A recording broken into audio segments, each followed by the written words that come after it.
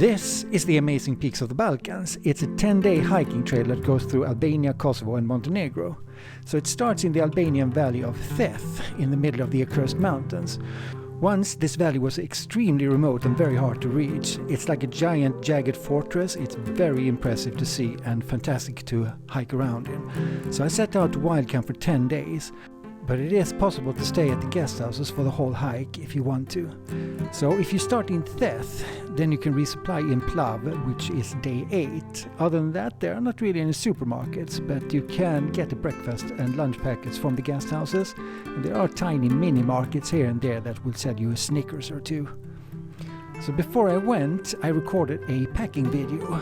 Let's take a look at that now, and afterwards I will talk about what worked and what didn't work and what I would change if I would do the hike all over again. Hello everyone, welcome back to my channel, and if you're new here, this channel is all about hiking, adventure and photography. So if you're interested in that, why not like and subscribe.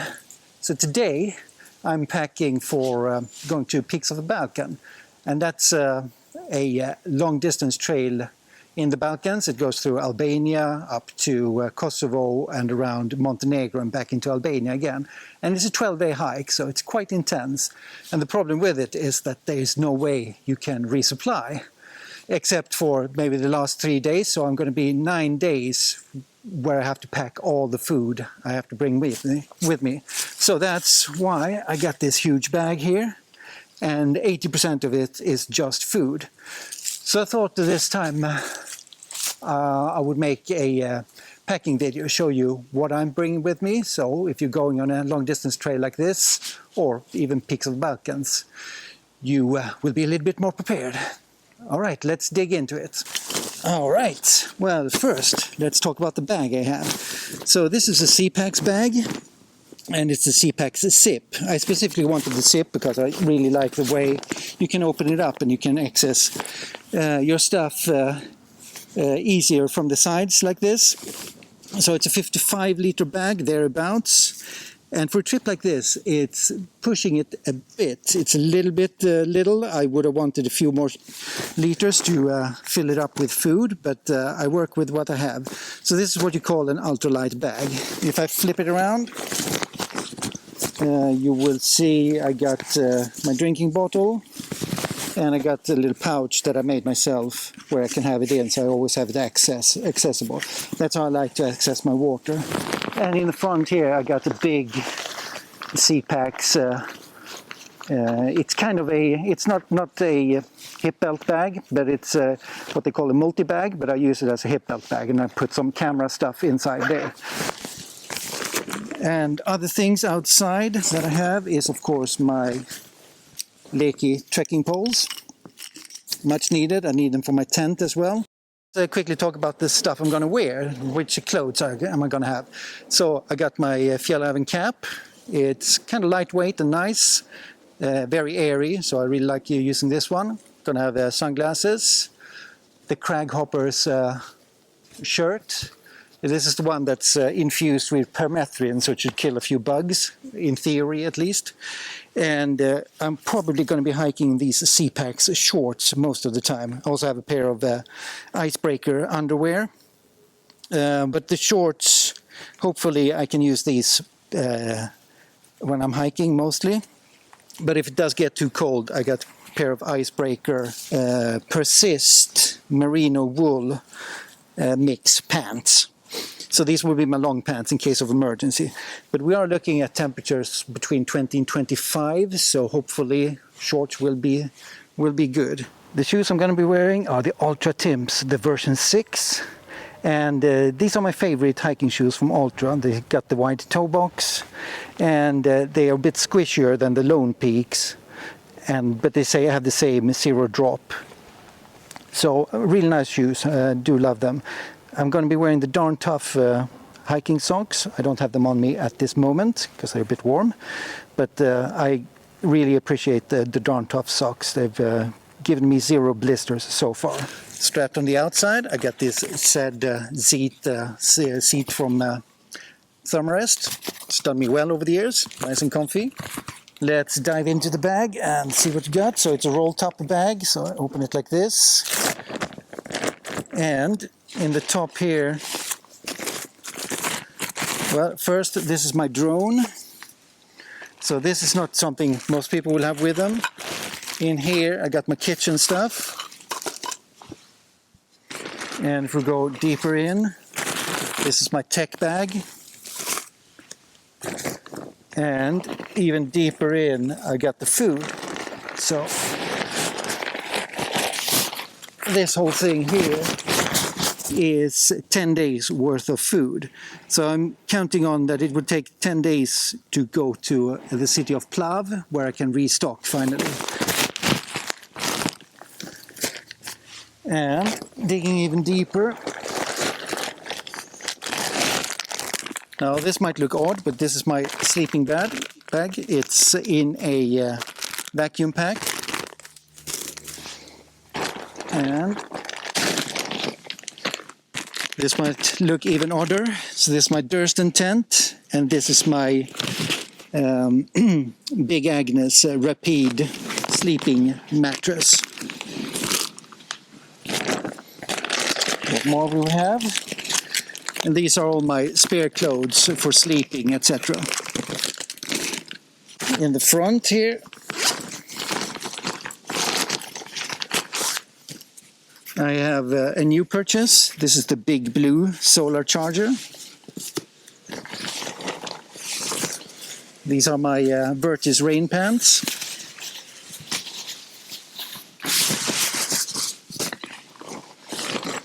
And here we got my rain jacket. It's a Helium 2 rain jacket. And here we go. This is all I have with me, and let's dig into it one item at a time and see what we have. Let's start from the beginning and go through the sleep system. So this is my CPAX -5 centigrade sleeping quilt. So I like the quilt system, which is open at the bottom to save some weight. So if I open this vacuum pack, this one will of course get more fluffy.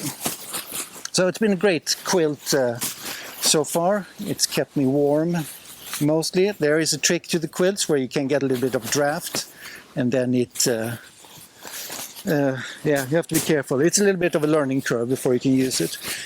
But the reason I have these vacuum packs is that I need to reduce the size of my stuff. So as you can see, when I pack down the quilt here without vacuum packing it, it's going to be quite big. And no matter how you press it, it's still going to take up a lot of space. And there's a few items that behave like that. And now that I need so much food with me, I really feel that I need to save some space. So that's what I'm doing with this. All right, in this vacuum pack I have my Durston X-Mid 2 Plus fantastic tent, and I got the Big Agnes Rapide SL sleeping mattress. Now the thing with going ultralight, it's that it's not super comfortable, and I was extremely ultralight in the beginning. Everything was absolute minimal weight, and the sleeping mattress I was using was the Thermarest Neo Air. Now, I find that to be a very uncomfortable mattress. What I decided to do is to find something that is much more comfortable. Now, this one weighs almost double that the Neo Air Thermarest does, but it's so much more comfortable. It's much wider, and it's the sleeping experience is totally different. So I think once you go ultralight, it's time to dial it back a bit and go up and find your comfort level for a good night out in the wild. I have prescription sunglasses, so I will be wearing these most of the time, because then I see perfectly, and that's quite nice. But I'll take them off for now. Here I have my sleeping clothes and my spare clothes. So let's open this up and see what I have. Now I try to bring as little as I humanly can. So these are my, well, let's call it pajamas. But it's like normal pants. I think it's made of cotton, but they're very comfortable. So I switch into these when the night falls, and you need something that's a barrier between you and the sleeping quilt, or else it gets very sticky. So these ones are perfect for that. Now we'll use this one on my torso when I'm sleeping for the same reason, just to not get sticky. And I have a spare hiking shirt in case it gets very warm. This is a Marmot Aerophone. I don't think they're made anymore, but it was made in this really nice soft material that's very airy, and it's just perfect when it's warm outside. So I might switch over to this if it gets to be a very hot day.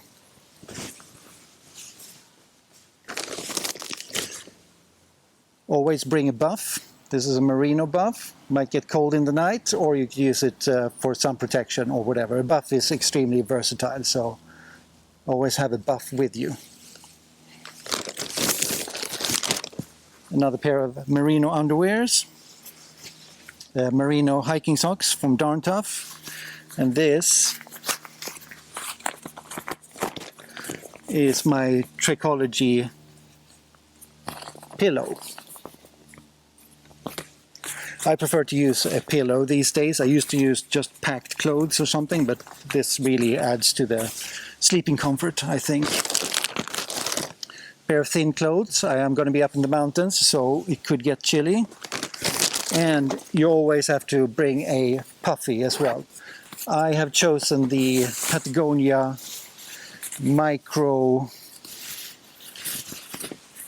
Puff, I think it is, yeah. So this is a synthetic puffy jacket. It has kept me warm in all situations, and I do prefer synthetic to down just because of the isolating properties when it gets wet as well. Down it just feels so sensitive. You always get caught out in the rain if you carry a down jacket. So, but a puffy you always need to have.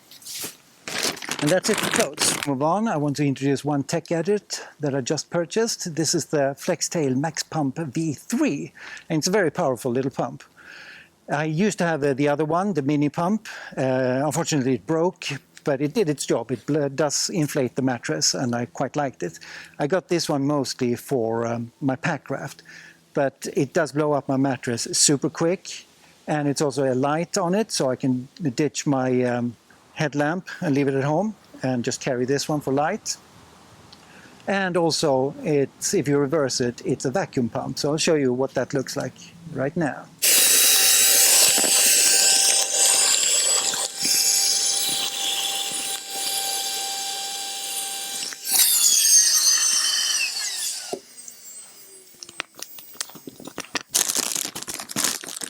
And there we go. That's how easy that is. It's very handy to have this one. I'm really liking it. So this is all the food I'm going to bring. So I need 9 or 10 days to make this work. And these dried foods I can vouch for. The tactical food pack and the Turmat, the real Turmat. These are also great. So I got 1, 2, 3, 4, 5, 6, 7, 8, 9. And my new trick for this trip is to use this powder here. This is what a company called Comfu does. So it's a blend of all kinds of delicious things, and you're supposed to shake it, and then you get like a morning smoothie kind of a thing. And it's a meal replacement shake. So I'm hoping that's going to work out for all my breakfasts. So I got another 9 shakes in that, and this will significantly cut down on my weight and space if I can get this to work. I have tried it, of course. It does do the trick, so hopefully it does the trick in the wild as well. And for snacks, I have these corny snacks.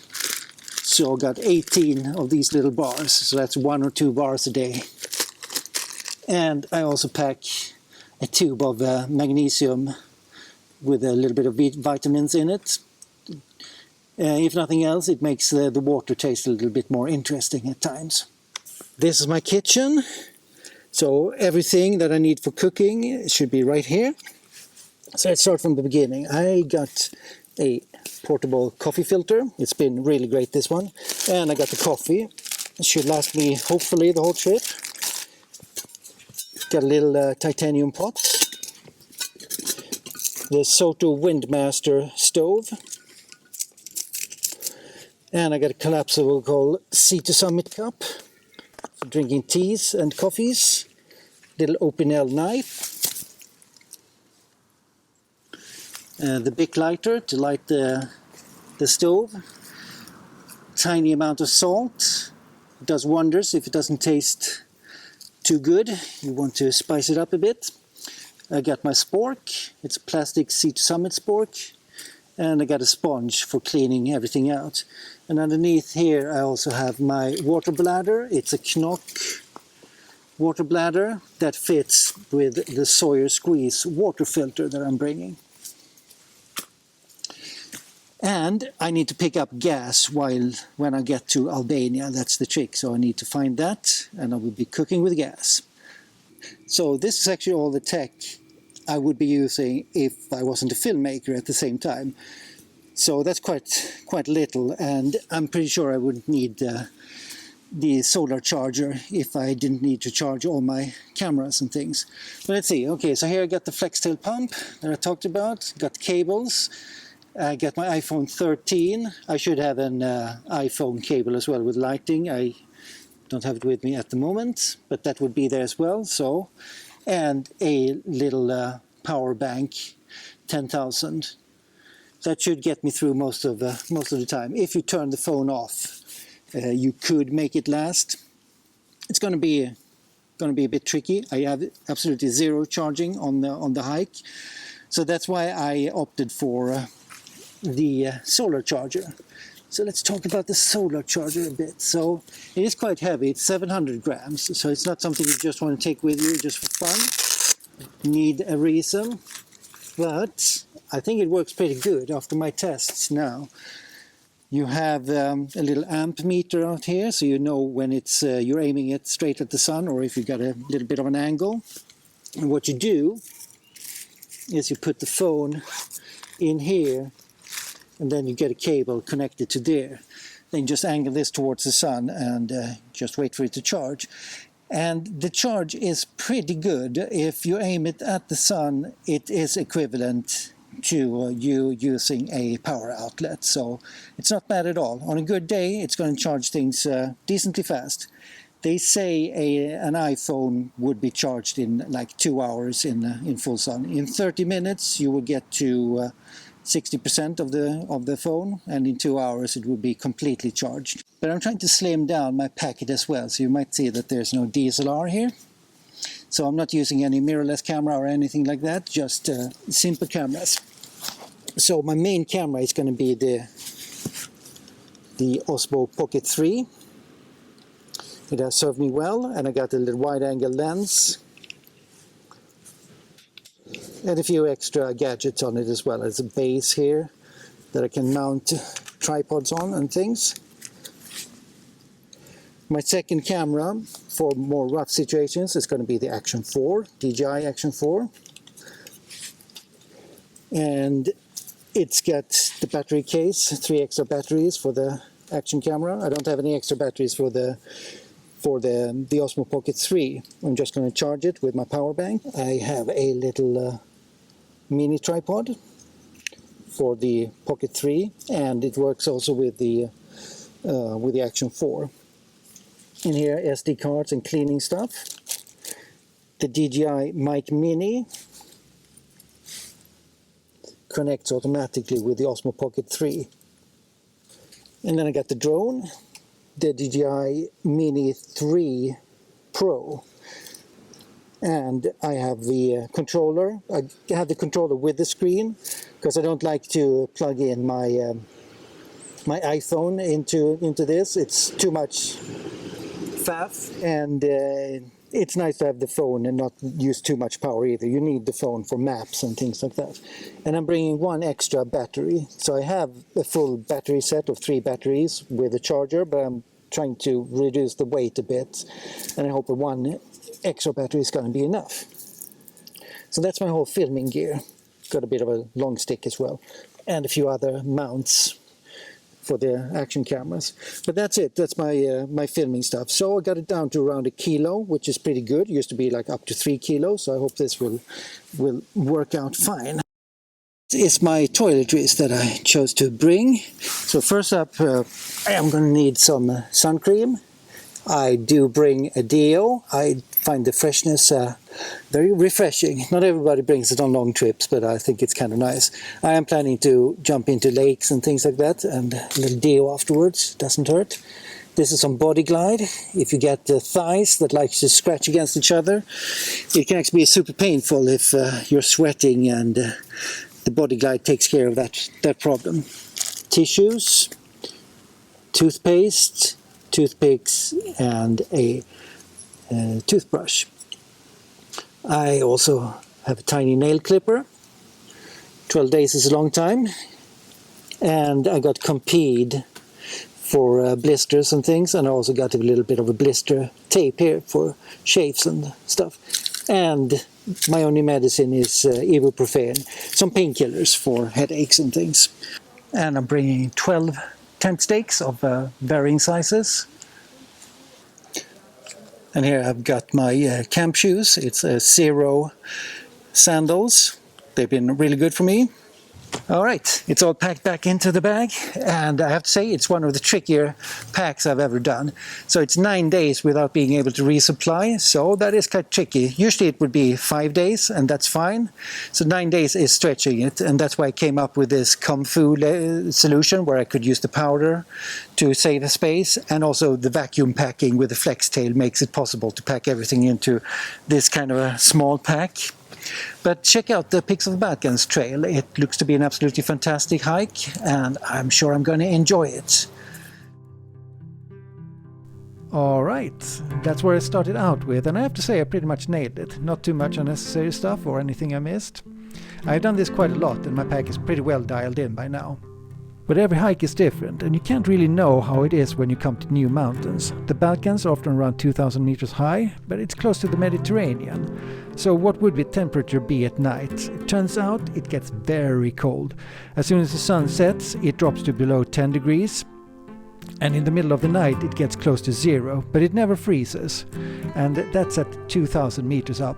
I would have wanted a warmer sleeping bag. Mine is rated to -7.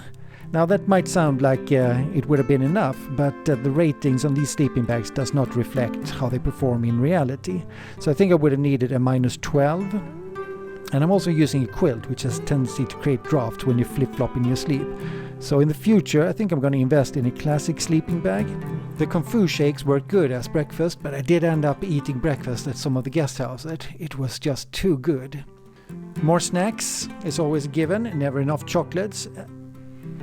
I found that the water is easy to find, so I usually carry around 2 liters, and that was mostly fine.